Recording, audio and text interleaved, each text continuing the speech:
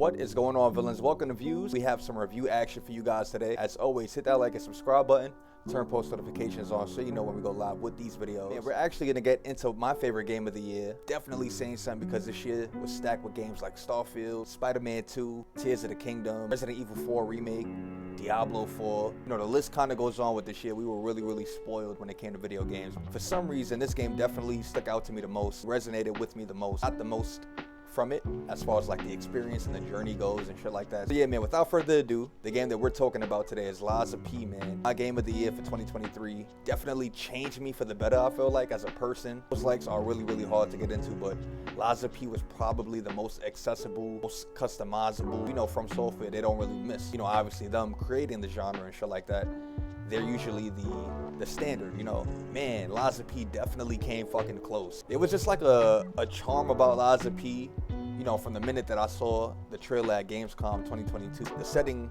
looked like it was ripped right out of Bloodborne. Then you throw in Pinocchio and coming out on Xbox Game Pass, it's like, shit, you're creating like this whole fucking wave of, you know, hype. In my opinion, it's fighting with Dark Souls 1. That's my favorite Souls-like ever. Tackles like notions of fighting for your humanity and carving out your own voice, which is kind of indicative of what the game did in the Souls-like genre. Yeah, I thought that was dope, that the story is kind of like a reflection of the game's journey as far as like development.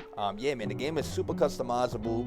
The most customizable Dark Souls game that I've ever played. If I have a strength build, I'm usually going to be using heavy weapons and shit like that, but in Lies of P, they give you full customization. In Dark Souls, you can lock yourself out of using certain weapons. Say in Lies of P, you want to use a katana, and that's not your build, well, you can go ahead and change the handle to better fit your build and still be able to use it. You basically are able to use every weapon in the game. On top of using every weapon in the game, you can actually mix and match every blade and handle from each weapon. So it's just this deep level of customization that I've never found in any other Souls game to date. You mix that up with the story, how it really touches on what makes you a human, that blurred line between what's real and what's fake, and perception, and it's just a lot of different themes in this game that really resonated with me, and I really loved it for that. Second video game that ever make me cry in my life. We're gonna go ahead, post that video one of these days on YouTube. I'm in that moment of me crying and shit, but yeah, man, Lies of P is just very charming. It's something about it that it feels like an indie game, but perfectly executed. I don't really know how to explain it, man. It's just really dope.